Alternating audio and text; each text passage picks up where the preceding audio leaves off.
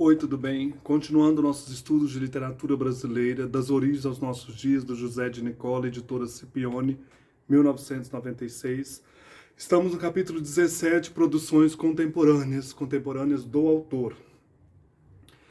Aqui ele vai entrar agora nas vanguardas poéticas, principalmente a poesia concretista.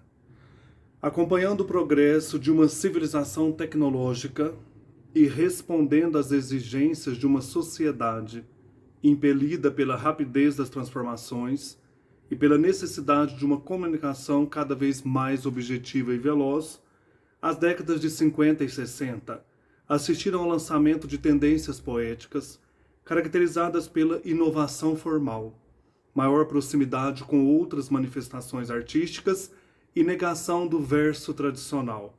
Procurava-se assim o poema produto, objeto útil. E aí nós temos a poesia concreta com os irmãos Haroldos e Décio Pignatari. Aqui estão eles, os grandes representantes da poesia concreta. Os irmãos Campos foram os iniciadores do concretismo no Brasil. Da esquerda para a direita, Haroldo de Campos, depois Augusto de Campos e Décio Pignatari. Então, os irmãos Campos, não os irmãos Haroldo. Haroldo era um dos irmãos. Então, era Haroldo e Augusto de Campos e o Décio Pignatari são os representantes da poesia concreta, décadas de 50 e 60. A poesia concreta foi lançada oficialmente em 1956, com a Exposição Nacional de Arte Concreta, realizada no Museu de Arte Moderna de São Paulo. Entretanto, os três poetas que iniciaram as experiências concretistas, Décio Pignatari, Haroldo de Campos e Augusto de Campos, já se encontravam agrupados desde 1952, quando do lançamento da revista Livro Noigandres. Foram publicados 5 números de antologia sob essa denominação, Noigandres. Os irmãos Campos afirmam que a poesia concreta é o primeiro movimento internacional que teve na sua criação a participação direta, original, de poetas brasileiros. Como no caso do anterior movimento de renovação que houve neste século na literatura brasileira, o movimento modernista de 22, também a poesia concreta se constitui em São Paulo. Então eles trabalham essa questão aí de um movimento, de uma renovação na poesia.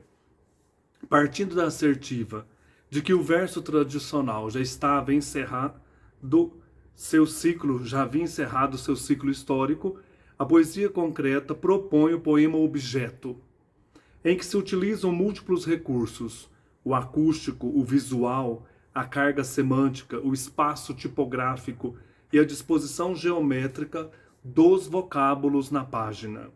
Entre os precursores brasileiros desta tendência são citados Oswald de Andrade, em comprimidos, como nós vimos, minutos de poesia, lá em Memórias Sentimentais de João Miramar, também nas poesias que eu mostrei para vocês, e João Cabral de Melo Neto, uma linguagem direta, econômica e arquitetura funcional do verso. Essa economia do verso já aparecem, né, em Oswald de Andrade e João Cabral de Melo Neto. Além de Décio Pignatari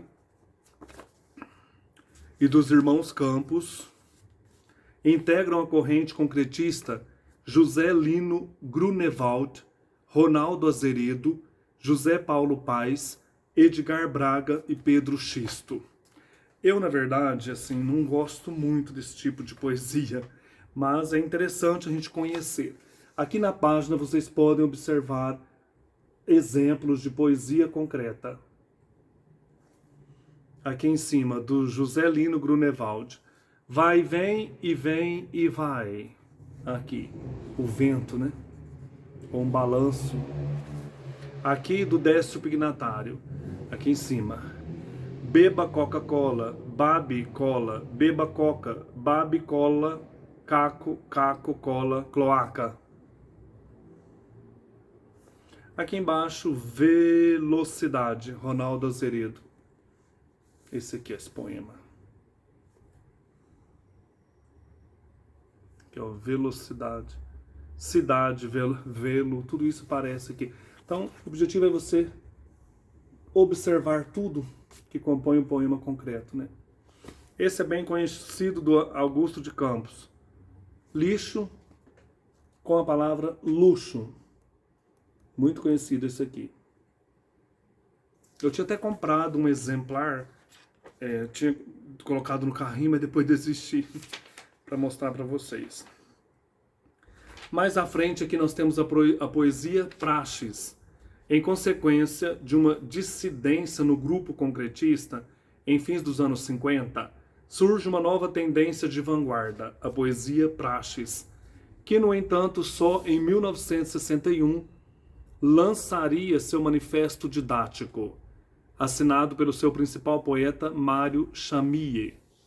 Partindo do princípio de que a palavra é uma célula viva do discurso, o texto Praxis valoriza a palavra dentro de um contexto extralinguístico, caracterizando-se pela periodicidade e repetição das palavras, cujo sentido e dicção mudam conforme sua posição no texto.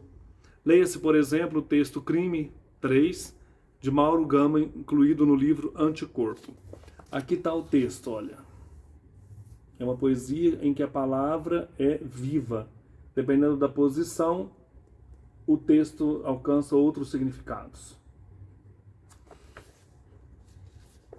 Crime 3. Fuma, fuma, tabaque, bate, que pança, dança, curtido corpo, de charco, encorruto, beiço, tensão, charuto e seu sangue, soca seu peito, soca e eis que ao lado o outro, caboclo bate, disputa, um ataque à bronca ou em bloco, de ronco e lata. E na mão do primeiro o punhal se empunha, se ergue, chispando, e em chispando desce, se crava cavo na caixa de som. Colchão murcho, coração. Eu não consigo entender de que maneira eu devo ler isso agora, né? Então, a poesia Praxis, essa palavra viva. Fuma, bate, dança de charque, encorruto, charuto e soca seu peito, eis que ao lado o outro caboclo bate, um ataque à bronca de ronco, na mão do primeiro punhal se empunha, ergue chispando e desce cavo, crava na caixa de som. Colchão murcho, coração. Li só as primeiras de cá. Também tem sentido. É isso, né? Essa maneira aí de mostrar uma poesia Praxis, prática para a vida, né? Filiam-se ao grupo Praxis, além de Mário Chamie e Mauro Gama, os poetas Ione Gianetti Fonseca, Armando Freitas Filho e Antônio Carlos Cabral. Depois nós temos uma outra leitura aqui, poema Código, falando da fome. Observem, vou deixar aqui para vocês observarem esse poema.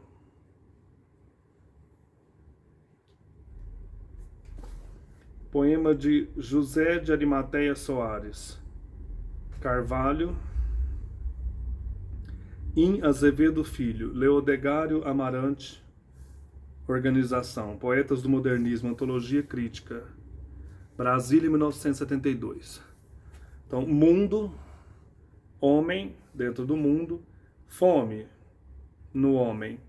Fome vai aumentando, fome tomou conta, morte. Né? O mundo, homem, fome,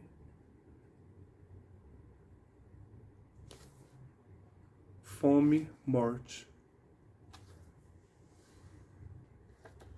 O poema acima é representativo de uma tendência de vanguarda, lançada em 1968, denominada Poema Processo. Caracteriza-se mais como uma arte gráfica do que literária.